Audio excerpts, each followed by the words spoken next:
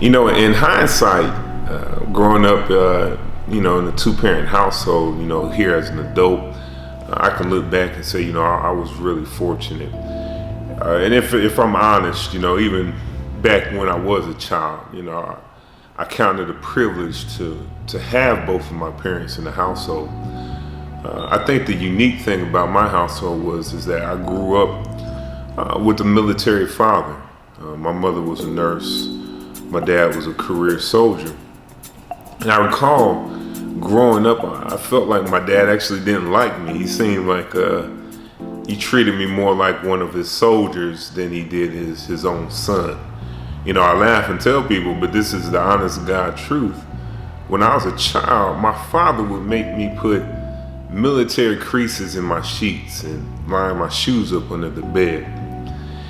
He would make me do push-ups, and there was never a real exchange of the words, I love you, but I thank God for his presence. So growing up in the household, one thing about the pagans men, we don't emote. I grew up in a household where the words I love you were not exchanged among the men. I learned early that was actually viewed as a sign of weakness. We didn't outwardly express love.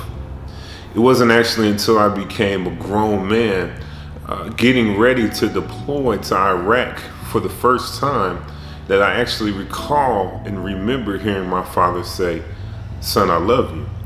And I think the moment, the fact that his oldest son could very well find himself in a position where he might die in war, this became the segue and the opportunity for my father to say, you know what, son, I really made a mistake. I wasn't the type of father that you needed. Forgive me, because I want to change. I want to be that father.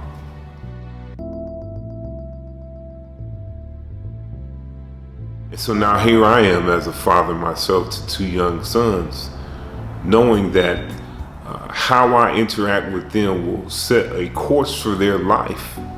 And so I understand the responsibility for me is to connect with them and to let them know early that they are loved, that they are young boys of great value who will become men who ultimately impact and change their own world.